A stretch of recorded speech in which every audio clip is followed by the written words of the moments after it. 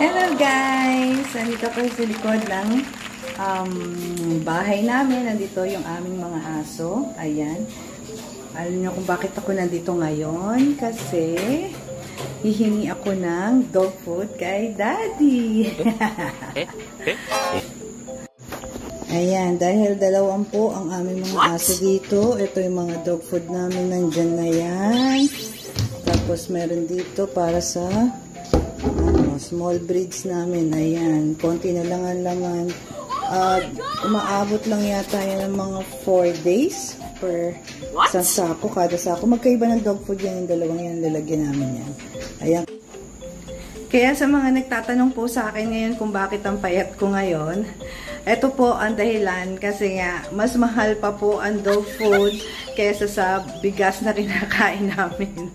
So ayun, mas priority namin na magpakain itong 20 dogs po na nandito sa bahay namin. Kaya tiis ganda tayo ngayon. A joke.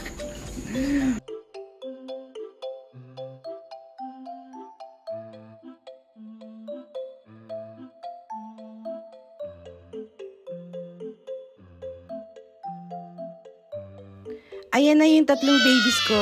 Si Kobe, si Mamban, si Mordy. Si Kobe nga pala yung nagmana ng crib ng mga anak ko nung mga baby pa sila. Cute nila, di ba?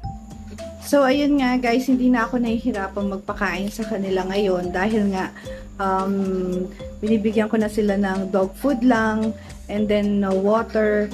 Tapos nalagyan ko nitong ating ito, Royal Grow. Wow. Para po magkaroon sila ng additional vitamins sa kanilang katawan. Kaya masaya ako now at hindi na hassle-free na ang pagpapakain ko. Hindi na ako titira ng mga karne or ng mga giniling, mga ganyan, mga para lumakas lang sila kumain. Kobe! Ayan na si Kobe. Yummy!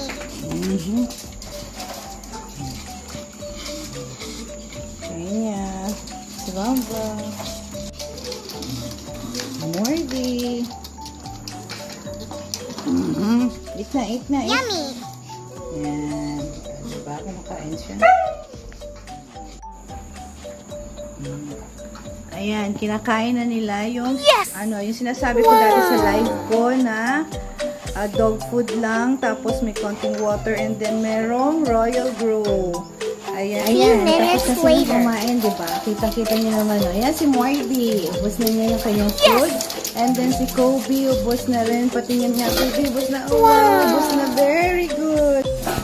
So, ayun po. Tapos na ako magpakain sa kanila. Actually, 2 beses ako magpakain sa kanila. Isa sa umaga at saka sa isa sa gabi. Ako talaga lahat. Hands-on ako doon sa aking 3 aso. So, ayun guys. Naipakita ko na sa inyo yung bagong way nila na naipakita ko na sa inyo.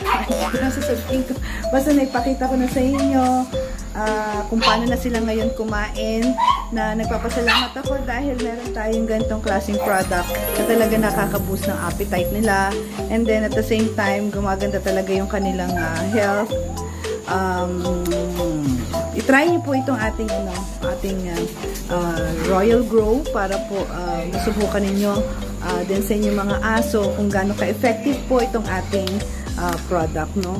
So ito yan, Royal Grow po yan. Ayan.